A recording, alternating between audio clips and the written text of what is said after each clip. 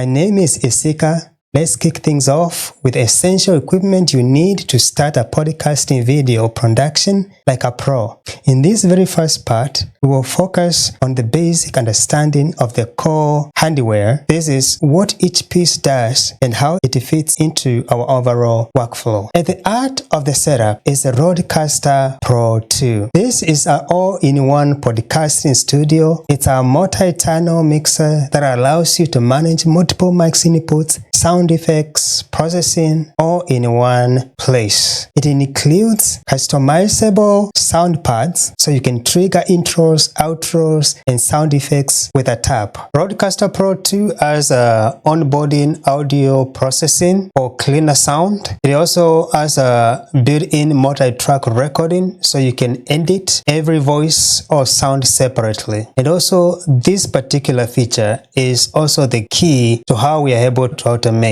This is because each mic will be associated with a corresponding camera, and that's how we'll be able to do the automatic switching of camera depending on who is speaking. So that multi-track recording is not only good for editing each voice separately, but also it becomes a key in automating the system or switching the cameras. Rodecaster has a slot for a memory card so you can record directly to the device, and this is for audio only. You can record audio or the audio internally into the Rodecaster. And for the video recording, definitely you will need to use a computer attached to the system. The audio into the Rodecaster is a backup plan in case the OBS or the system that you're using to record your video doesn't catch the sound. Then you have a backup audio that you can pull from the Rodecaster and attach to your video so you don't lose all the work that you did during the recording process. Next up, the Rode Pad Mic.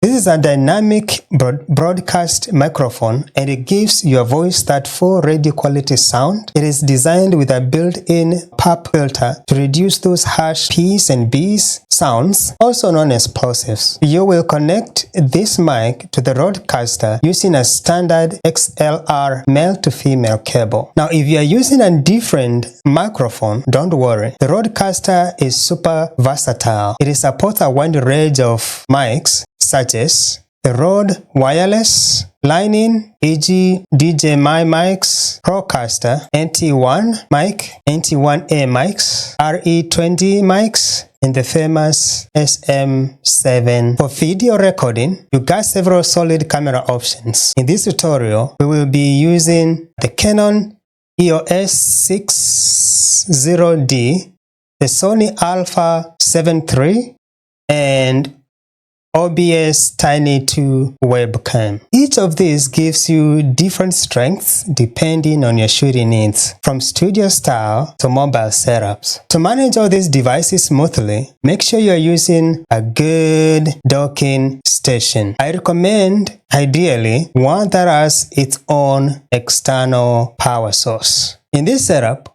I will be using the HODO docking station. I like this because it has a lot of ports. It has on the left side, it has ports. On the right side, it has ports as well. And on the top, as you can see here, already have some things plugged in. This is the video capture cards, this one and this one. And I have one of the webcam Tiny, the OBS Bolt Tiny. And this cable here, that goes to the computer.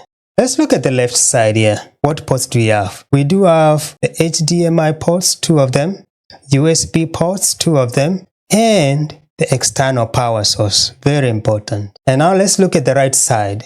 On the right side, we have your SD cards. You also have extra 2 USB ports and 2 USB-C ports. And now on the top, we also have more ports in there. On the top, we have the Ethernet. You can connect Ethernet cable to the top of it. And also you can connect the DP port for if you want to use extra monitor. And then more accessories apart from the docking station.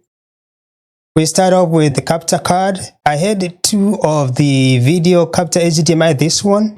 And then I realized when I connect to OBS, it was only showing as 1, so I had to buy a different brand. So I recommend buying 2 different brands. just from my experience. And then we'll also need micro HDMI to HDMI. This is for the Sony camera. This is the micro HDMI. And then this HDMI, it goes in the back of one of these. Next, we have mini HDMI to HDMI. This works well with the Canon EOS 660D. And again, this side of the HDMI goes to the back of the capture card.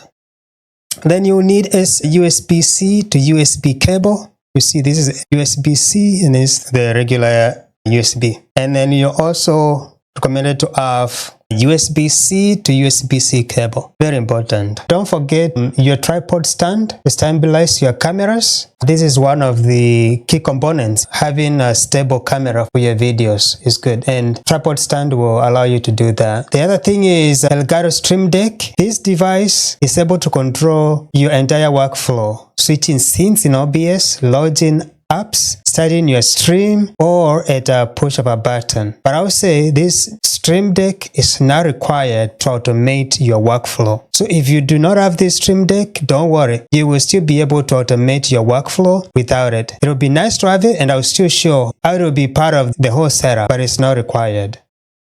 And then in the next lesson, we'll look into some of the features in Rodecaster Pro 2 that we need to turn on or to make sure they are properly set up before we proceed with other lessons in the setup. Thank you and see you in the next lesson.